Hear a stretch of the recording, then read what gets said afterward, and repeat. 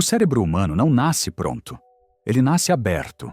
Nos primeiros anos de vida, as conexões neuronais se formam em ritmo exponencial, guiadas por estímulos vindos do ambiente. Entre todos os fatores externos, nenhum tem impacto tão profundo quanto o contexto familiar. É nesse espaço que o sistema nervoso aprende a interpretar segurança, ameaça, afeto e hierarquia. A arquitetura emocional e cognitiva que sustentará a vida adulta é moldada, em grande parte, pelos padrões de interação estabelecidos nos primeiros 1000 dias de existência.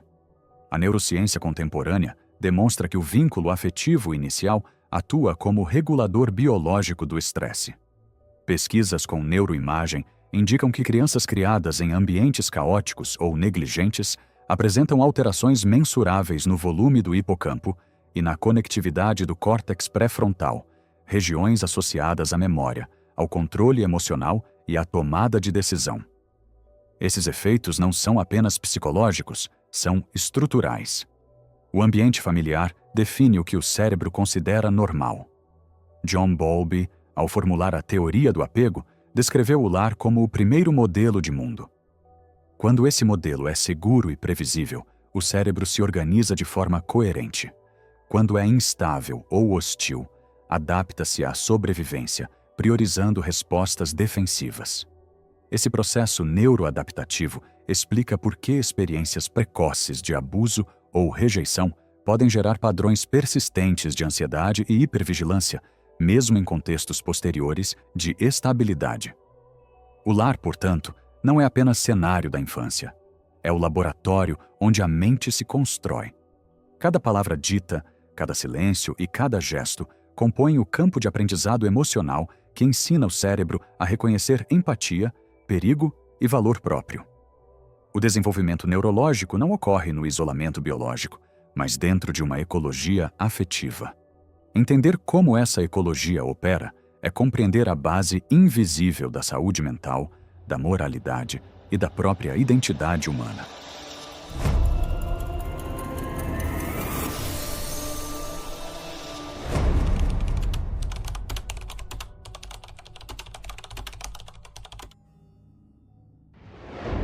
A compreensão de que o ambiente molda o cérebro em formação é relativamente recente na história da ciência. Até o início do século XX, predominava a ideia de que o comportamento humano era determinado quase exclusivamente pela herança biológica. Foi com o avanço da psicologia experimental e das neurociências que se consolidou a noção de plasticidade cerebral, a capacidade do sistema nervoso de se reorganizar continuamente em resposta às experiências vividas. Essa descoberta transformou a forma como entendemos a infância e, principalmente, o papel da família como mediadora do desenvolvimento mental. John Watson, um dos fundadores do behaviorismo, foi quem primeiro tentou sistematizar a influência do ambiente sobre a conduta. Seu objetivo era demonstrar que grande parte das respostas humanas pode ser aprendida e modificada. Embora seus métodos tenham sido posteriormente criticados, sua hipótese essencial permaneceu válida. O comportamento não é estático, é resultado da interação entre estímulo e experiência. Anos depois, Donald Hebb, ao estudar redes neuronais, formulou o princípio segundo o qual neurônios que disparam juntos conectam-se juntos, descrevendo a base fisiológica do aprendizado. Essa lei de Hebb se tornaria o fundamento do que hoje chamamos de neuroplasticidade. Na década de 1950, o psiquiatra britânico John Bowlby reuniu evidências provenientes da etologia, da psicanálise e da biologia evolutiva para propor a teoria do apego. Segundo ele, a necessidade de proximidade e previsibilidade não é mero capricho afetivo, mas um mecanismo de sobrevivência profundamente inscrito na biologia humana. O cérebro em formação organiza suas redes emocionais conforme a disponibilidade e a responsividade das figuras cuidadoras. Quando há constância e atenção, as conexões responsáveis pela confiança e pelo autocontrole se fortalecem. Quando há instabilidade, o sistema nervoso interpreta o ambiente como imprevisível e tende a priorizar respostas defensivas. Mary Ainsworth aprofundou essa teoria ao observar padrões distintos de apego em diferentes contextos familiares. Suas pesquisas mostraram que a qualidade das interações precoces influencia o modo como a criança, e futuramente o adulto, gerencia emoções, estabelece vínculos e interpreta o mundo social. Décadas depois, os avanços em neuroimagem funcional permitiram verificar essas relações em escala biológica. Estudos conduzidos por Alan Shore e Daniel Siegel demonstraram que as experiências afetivas precoces afetam a maturação do córtex pré-frontal, do sistema límbico e do corpo caloso, estruturas fundamentais para o equilíbrio emocional e a tomada de decisão. Esses achados consolidaram um novo paradigma. O desenvolvimento cerebral é relacional. O cérebro não cresce apenas pela passagem do tempo, mas pela qualidade das trocas interpessoais que o cercam. É no ambiente familiar que se aprende o ritmo das emoções, o valor da empatia e os limites da frustração. Cada olhar, cada resposta coerente ou ausente constitui um dado que o cérebro utiliza para calibrar seu modelo de realidade.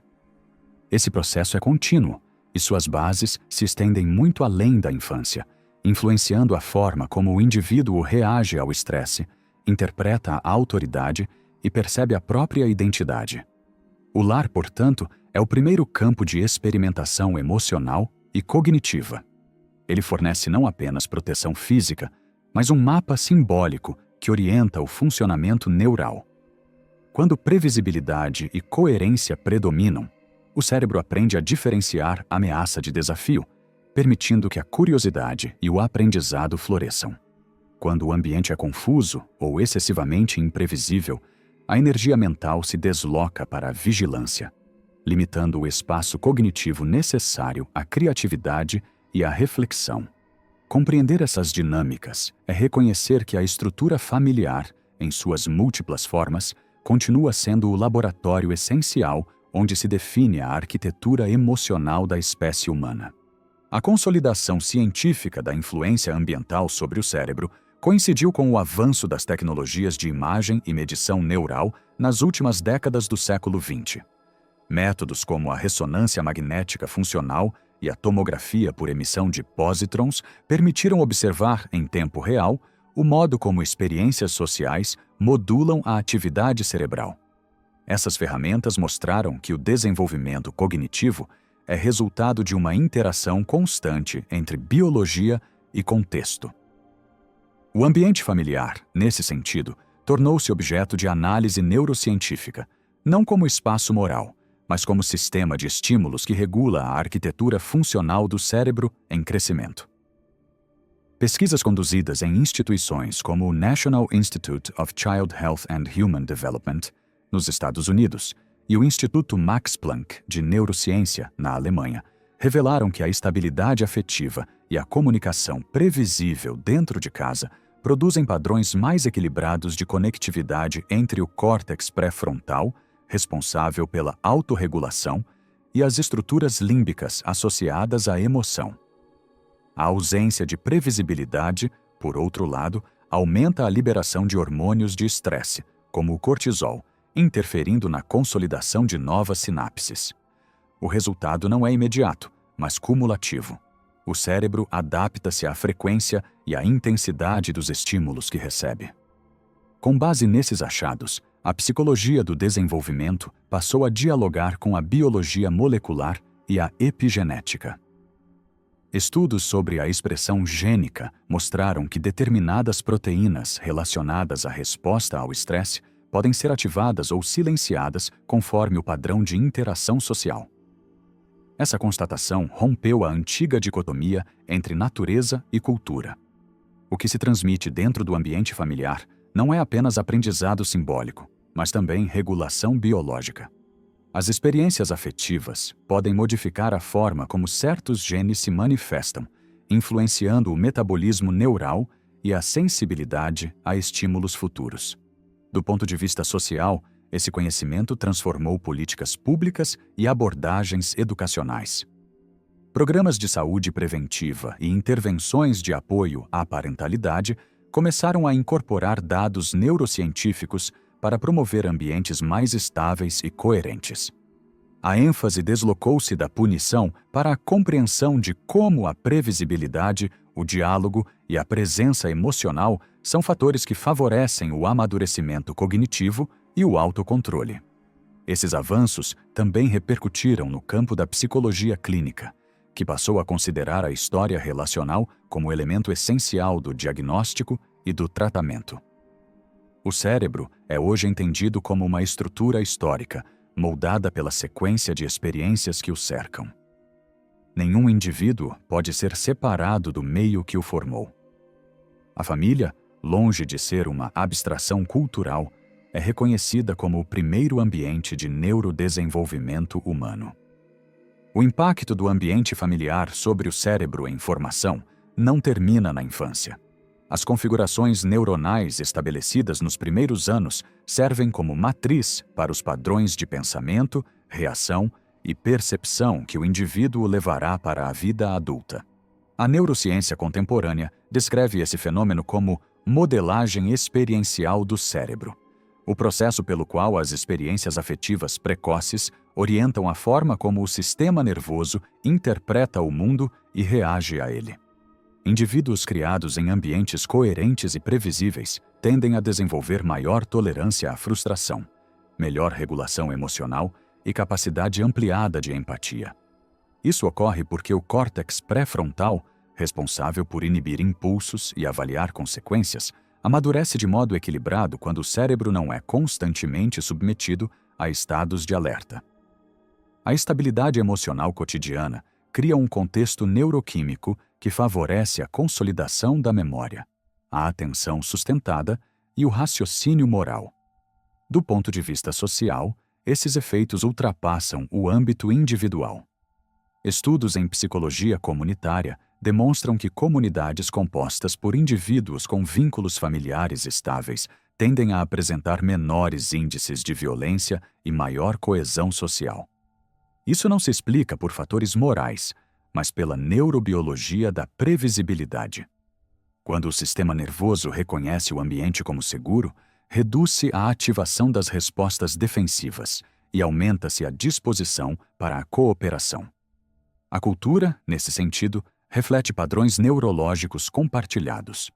Por outro lado, ambientes marcados por imprevisibilidade emocional ou negligência tendem a gerar respostas fisiológicas de hipervigilância e impulsividade.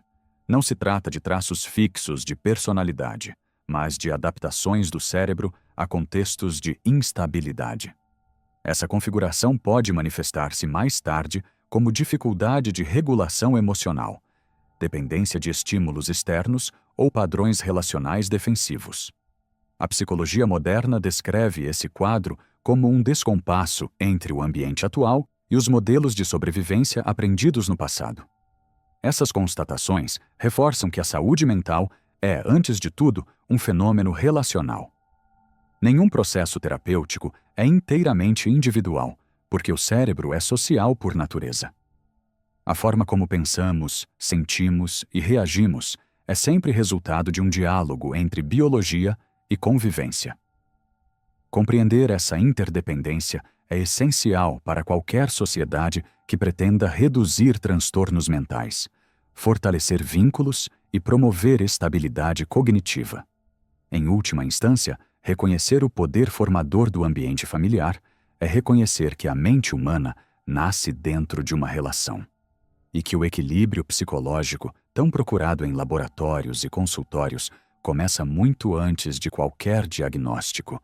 Começa no modo como um cérebro em desenvolvimento aprende a ser acolhido pelo mundo. Obrigado se assistiu até aqui, espero você no próximo vídeo.